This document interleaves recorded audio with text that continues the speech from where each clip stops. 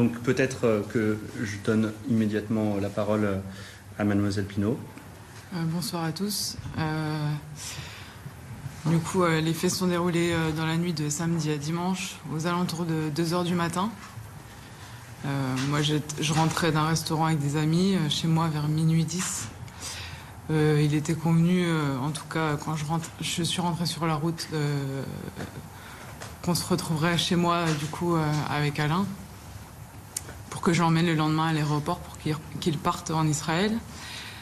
Il arrivait beaucoup plus tard, à 2h du matin, alcoolisé. Il m'a demandé d'imprimer des papiers pour Israël, ce que j'ai fait. Voilà, je lui ai fait la remarque aussi qu'il était tard, que je l'avais attendu quand même 2 heures. Je suis donc allée me coucher. Il m'a rejoint dans le lit et quelques minutes et en me disant pas la peine de m'emmener à l'aéroport demain car je prendrai un Uber, reste ici, repose-toi. Je lui dis d'accord. Et je pense 2 minutes après, il s'est levé, a allumé la lumière dans le couloir et s'est rhabillé. Moi, je me suis levée aussi, je lui ai demandé ce qu'il faisait. Et il a commencé à me répondre de toute façon, tu comprendras jamais rien, c'est n'importe quoi, je rentre chez moi. Je lui ai dit d'accord, rentre chez toi. Rentre chez toi, pas la peine de rester, je veux plus te voir ici, rentre. Après, il a commencé les propos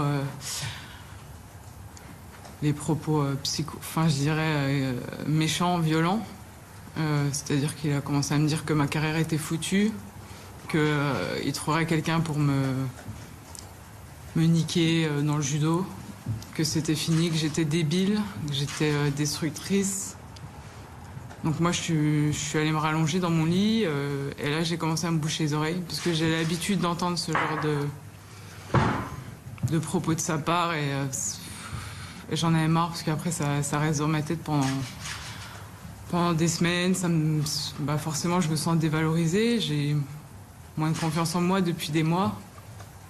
Et donc j'ai commencé à me boucher les oreilles, à me mettre les mains dans les oreilles et après il s'est approché du lit. Il a fait un geste, je l'ai repoussé et là ça a commencé. Il a pris mes cheveux, il m'a pris par les cheveux, il m'a tiré vers le sol à gauche du lit. Donc il m'a mis sur le sol, j'étais sur le dos. Lui il s'est mis à califourchon sur moi et il a commencé à mettre des coups de poing.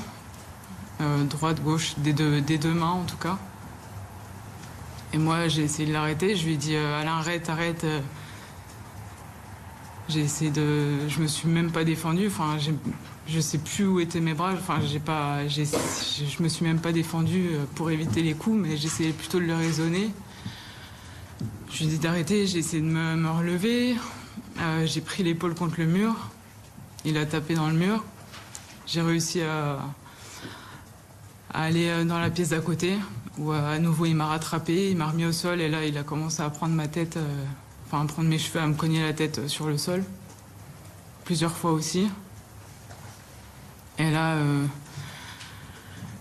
après cet épisode, il a voulu m'étrangler, en tout cas il a mis les mains autour de mon cou, Moi, j'étais à nouveau sur le dos et moi j'ai essayé de le repousser avec mes jambes, de serrer fort mes jambes pour me remettre sur l'arrière, pour qu'il ait moins de prise. Et là je lui ai dit écoute Alain, je t'aime, je vais me remettre avec toi, stop quoi, on va discuter.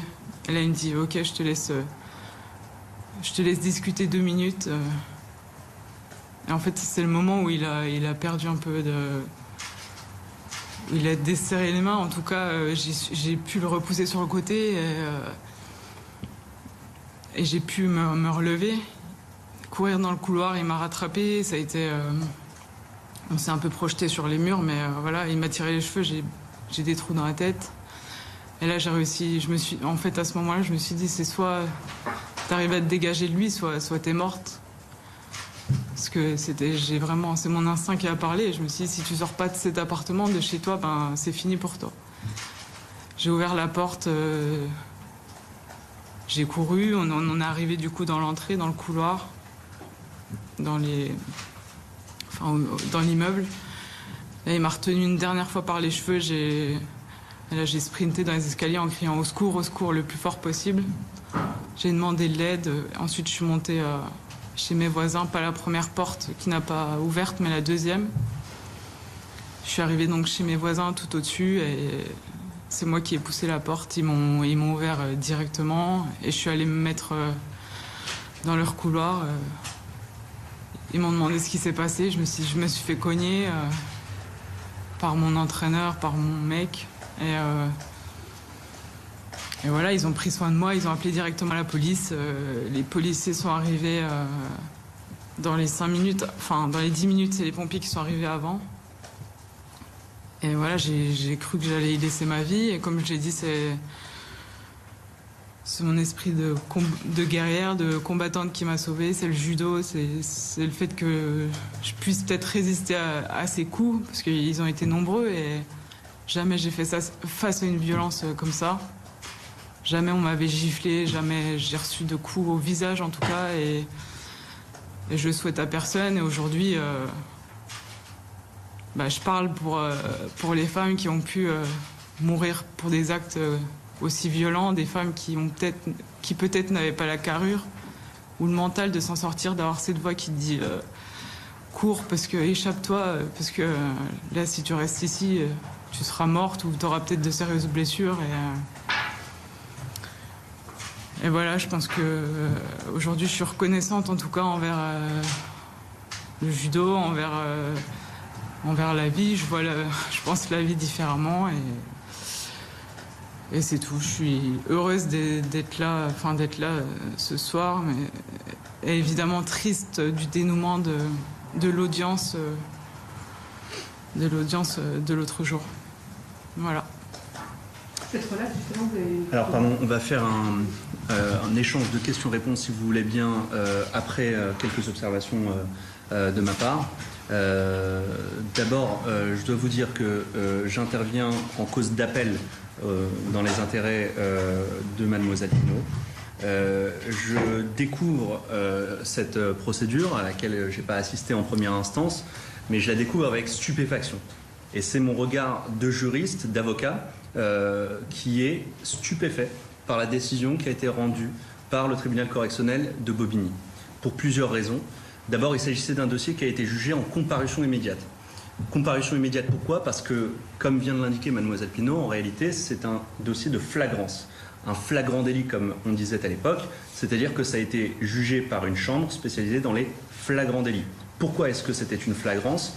Parce que, comme elle l'a indiqué, les policiers ont été prévenus par les voisins qui ont recueilli Mademoiselle Pinault nuitamment, apeurée, qui avait entendu ses voisins les cris d'appel à l'aide, et ça figure dans la procédure de la part de Mademoiselle Pinault. Et deuxième élément qui a conduit à cette orientation devant une chambre spécialisée sur les flagrants délits, c'est précisément le fait que le parquet considérait, je crois à juste titre, que l'infraction était caractérisée, que en tout cas il y avait un degré de certitude tel qu'on pouvait déférer M. Schmitt en comparution immédiate et qu'il serait fort logiquement ou fort probablement condamné au regard des nombreux éléments matériels et objectifs dans ce dossier qui devaient aboutir mécaniquement à sa condamnation. C'est la raison pour laquelle moi je découvre cette procédure et je suis stupéfait de constater qu'effectivement M. Schmitt a été relaxé. Heureusement et fort heureusement, le procureur de la République de Bobigny a interjeté appel de cette décision et donc nous allons rouvrir le débat devant la Cour d'appel de Paris et nous allons mettre en avant un certain nombre d'éléments.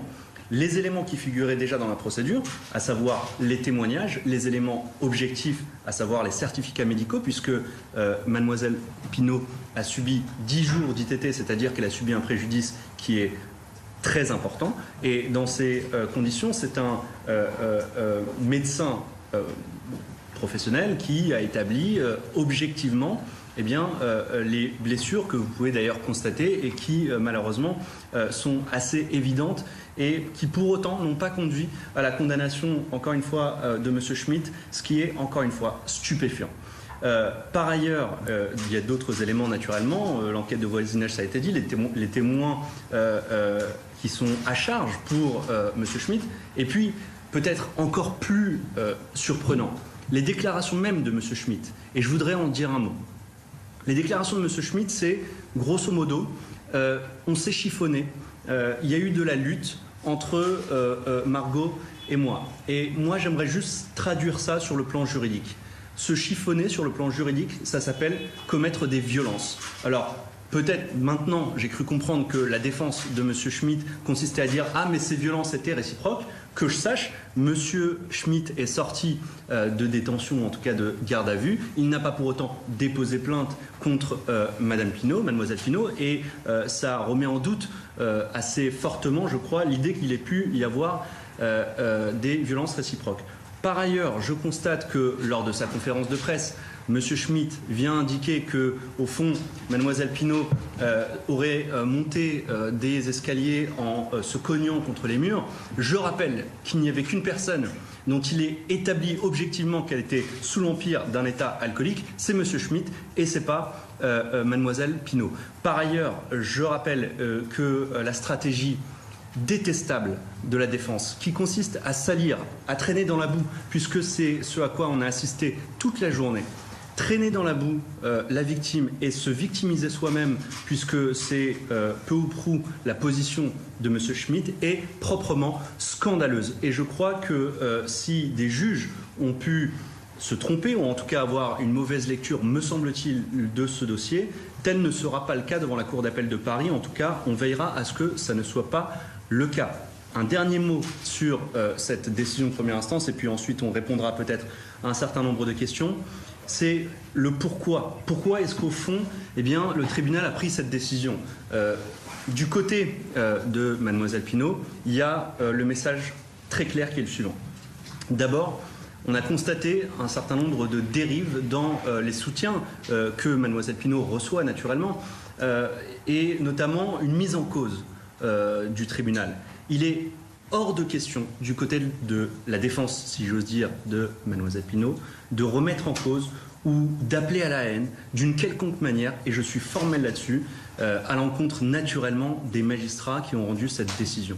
Il est également hors de question pour Mademoiselle Pinault d'appeler à la haine ou à une quelconque forme de violence à l'encontre de M. Schmitt. Ça n'est absolument pas le propos de Mademoiselle Pinault, et je tenais à ce que ce soit dit, et Mademoiselle Pinault tenait à ce que ce soit dit parce que ça n'est pas dans son logiciel. Pourquoi, encore une fois, cette décision a-t-elle été rendue ? Il y a plusieurs éléments qui, je crois, expliquent cette décision qui, encore une fois, nous paraît inacceptable et difficile à lire. Le premier élément, ça peut paraître anodin, mais l'heure à laquelle a été appelée cette affaire, pour une audience qui débutait autour de 13h, qui a été prise, donc ce dossier, autour de 21h, je crois que ça dit quelque chose, d'abord, des conditions de travail des magistrats, et ça rejoint une difficulté, une polémique qui est actuellement très, puisque vous le savez, un certain nombre de magistrats ont signé une tribune sur les conditions de leur exercice qui devenaient compliquées, difficiles, voire impossibles. Et je crois que s'il n'y avait pas eu 10 affaires à juger avant, et si on n'était pas à 21h au moment où on prend ce dossier, peut-être que la lecture des éléments objectifs aurait conduit à cette condamnation qui, me semble-t-il, était mécanique. Par ailleurs, je constate que la défense a essayé de retourner d'une certaine manière la situation. Comment ? En parlant notamment de cette notion d'emprise. Et là-dessus, je voudrais juste dire un mot. Ça n'est pas les propos de Mademoiselle Pinault. Mademoiselle Pinault, elle n'est pas arrivée en disant moi j'étais sous emprise, c'est un pervers narcissique, autant de termes que j'ai pu entendre ici ou là. C'est absolument pas le propos. Et d'ailleurs, c'est pas le débat. Et je préfère vous prévenir que sur les questions que vous aurez à nous poser, on développera pas cet aspect des choses parce que ça n'est pas la question. La question n'est pas de savoir si Mademoiselle Pinault était sous l'emprise d'un pervers narcissique ou si elle était sous emprise. La question, c'est de savoir est-ce qu'elle s'est faite casser la figure, pardon du terme, par M. Schmitt, oui ou non. Ce qui s'est passé avant dans leur relation, ça peut donner des clés de lecture, mais ça n'est pas l'essentiel. L'essentiel, c'est de savoir si oui ou non, elle s'est fait agresser par M. Schmitt, et me semble-t-il, tous les éléments permettent aujourd'hui de répondre oui à cette question. On va prendre quelques questions-réponses. Madame Pinault, est-ce que vous avez regardé la conférence de presse de M. Schmitt tout à l'heure et si oui, quelle a été votre réaction? Ah oui, je l'ai regardé. Oui. Oui, je l'ai regardé avec mon avocat. Il m'a dit, dans un premier temps, j'avais pas vraiment envie. Et il m'a dit, il faut que tu la regardes. Il reste sur sa lancée, il ment et il continue de me faire passer pour une femme hystérique.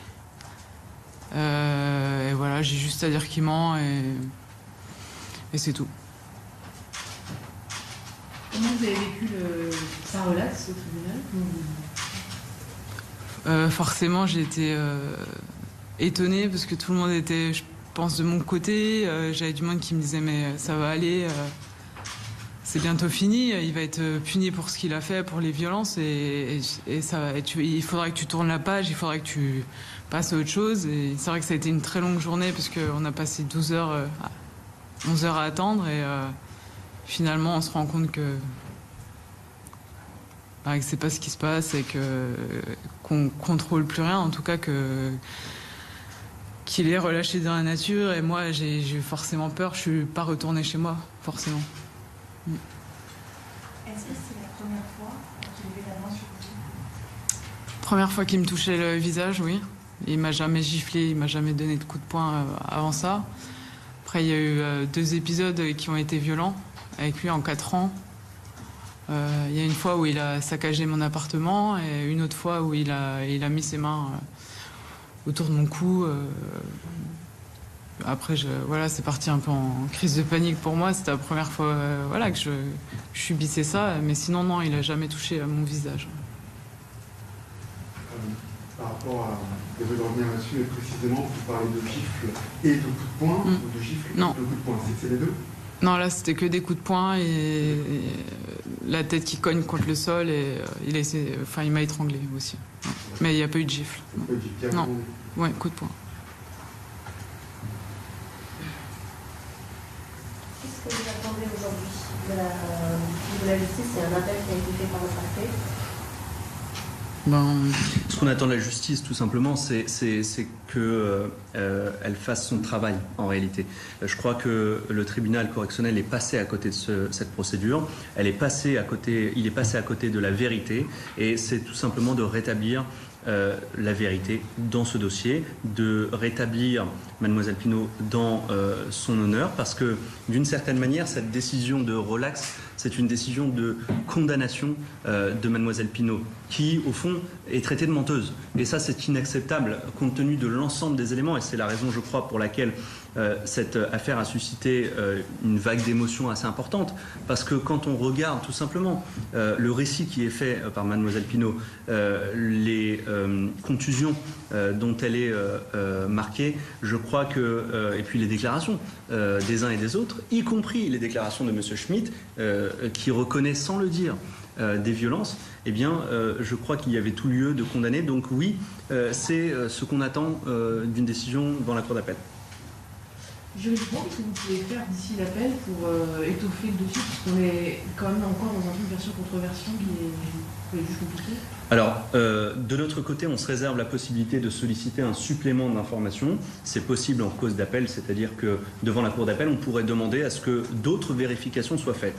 C'est une décision sur laquelle on va réfléchir sereinement et qu'on pourra proposer aux magistrats de la Cour d'appel. Ils apprécieront l'opportunité de réaliser ce complément d'information. Mais en réalité, ce supplément d'information, en même temps, il a quelque chose d'un peu particulier. En fait, si on sollicite ce supplément d'information, c'est pour avoir un tableau absolument exhaustif. Mais la réalité, c'est que le dossier tel qu'il existait en première instance était largement suffisant pour condamner M. Schmitt. Largement suffisant. Et tous les praticiens de la justice pénale vous le diront, il y a des décisions de culpabilité, des déclarations de culpabilité, des condamnations, parfois à des peines même assez sévères, avec des dossiers dans lesquels il y a infiniment moins d'éléments de preuve que celui de M. Schmitt. Et donc, c'est absolument incompréhensible. Et donc, de notre côté, effectivement, on se réserve la possibilité de solliciter ce supplément d'information devant la Cour d'appel. Est-ce que les réquisitions du parquet en première instance vous sont satisfaites? Alors, les réquisitions du parquet, c'est la position du parquet. Et je voudrais juste rétablir une chose, c'est que ça n'est pas à la partie civile d'apprécier le quantum de la peine qui est requise. Est-ce que c'est lourd? Est-ce que c'est pas lourd? Est-ce qu'on aurait préféré des peines d'emprisonnement ferme avec un mandat de dépôt? Ça n'est pas notre position. Nous, on est partie civile. Mademoiselle Pinault, elle a subi une agression. Son objectif, c'est pas d'envoyer un tel ou un tel en prison. Ça, c'est le travail du procureur de la République. Alors après, est-ce qu'elles étaient lourdes, pas lourdes, sévères, moins sévères? En tout cas, ce que je constate, c'est qu'il y avait des réquisitions de condamnation. Et ça, c'est très important. Et c'est ce qui explique aussi le fait que le parquet ait interjeté appel à juste titre. Madame Pinault, comment avez-vous vécu les réactions, les messages de soutien du monde du judo et notamment de la part de vos coéquipiers en équipe de France?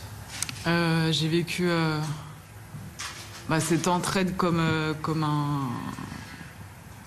un soulagement. En tout cas, ça m'a mis du baume au cœur. Ça m'a prouvé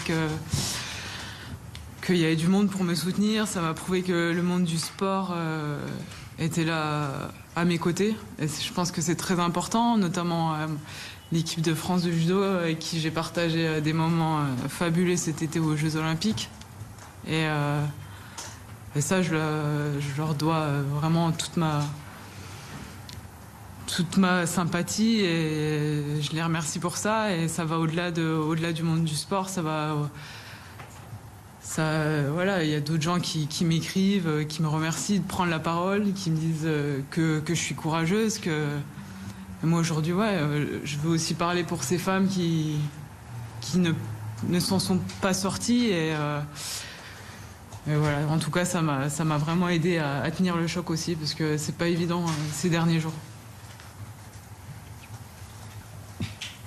Peut-être encore une ou deux questions, si vous le voulez bien, s'il y en a. Ce matin, M. Schmitt a affirmé qu'il partait en Israël, qu'il n'avait aucune raison de vous frapper et qu'en fait, c'était de la légitime défense qui s'est défendue par rapport. Alors, je vais répondre à cette question. Effectivement, M. Schmitt, dans la conférence de presse qu'il a donnée, a soulevé un certain nombre d'éléments, parmi lesquels celui-ci. Le fait de commander un VTC n'est en rien un élément à décharge. Le fait de commander un VTC veut dire que, tout simplement, il avait l'intention, à un moment ou un autre, de quitter cet appartement. Ça n'empêche en rien qu'il ait par la suite agressé violemment, comme il l'a fait, Mademoiselle Pinault. Donc ça n'est pas un élément sérieux, ça n'est pas un élément à décharge suffisant qui est susceptible d'entraîner une relaxe. Dans une application normale du droit pénal, ça n'est pas susceptible d'entraîner une relaxe. Mais je vais au-delà, parce qu'il y a des éléments de cette nature qui ont été rapportés. Le fait, par exemple, que Mademoiselle Pinault serait manipulatrice, évidemment, c'est la faute de la victime, comme souvent et comme trop souvent, malheureusement. Et donc, là-dessus, on va être juste très clair.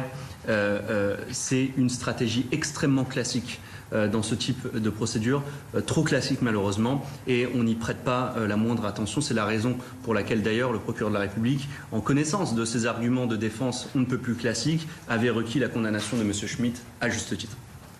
Et il affirme aussi que s'il l'avait frappé 5 fois au sol, il l'aurait tué, en fait. C'est ce qu'il dit avec la force. Et le fait qu'il fasse 20 kilos plus qu'elle, il l'aurait tué. Qu'est-ce que vous répondez à ça? Pardon, mais ça fait partie des éléments scandaleux qui ont été établis. Donc, en clair, si je comprends bien, il aurait peut-être dû le faire. Et c'est-à-dire qu'à ce moment-là, oui, effectivement, on aurait pu considérer qu'il aurait pu y avoir une condamnation s'il avait tué Mademoiselle Pinault. Enfin, c'est invraisemblable et je dois dire que ça a quelque chose d'indécent, cette argumentation, qui consiste à dire, au fond, si je l'avais tapé, je l'aurais terminé. Et je suis assez choqué par ce genre d'argument de défense. La défense a le droit de s'exprimer, c'est normal. Et c'est la place de la défense dans une démocratie de pouvoir s'exprimer. Et on est très soucieux de ça du côté de la partie civile. Mais pour autant, soyons sérieux. Je veux dire, l'argument qui consiste à dire je l'aurais tué n'est pas sérieux. Madame Pinault, vous avez parlé de lui comme étant votre mec, je vous cite. Lui disait tout à l'heure, ça n'était pas ma compagne. C'est peut-être un peu intime, mais vous étiez ensemble, vous n'étiez pas ensemble, c'était une personne vous séparée. Pour ma part, ça faisait plusieurs mois que je voulais arrêter cette relation. Il ne comprenait pas cette réaction de ma part. Il ne comprenait pas mes raisons. Il m'avait même proposé de vivre une relation à distance. Enfin, il m'a plutôt... plus que proposé de vivre une relation à distance une fois qu'il serait en Israël. On n'a pas eu l'occasion de trop en parler. Mais oui, moi, je voulais vraiment me séparer de lui et j'attendais qu'il parte pour vraiment me séparer de lui. Voilà. Bien, peut-être on prendra une dernière question si vous voulez bien. Oui. Sportivement, comment voyez-vous la suite sur les tatamis, même si c'est la fin de la saison, bien sûr, mais comment voyez-vous? Non, c'est plutôt le début d'une autre saison. J'ai repris début octobre. Il va falloir que je me blinde, il va falloir que voilà, j'ai une fracture au nez aujourd'hui, j'ai des contusions un peu partout. J'ai fait encore des examens tout à l'heure pour mes yeux. Je pense que j'ai une commotion et ça, on va voir ça avec le médecin des équipes de France parce que je pense que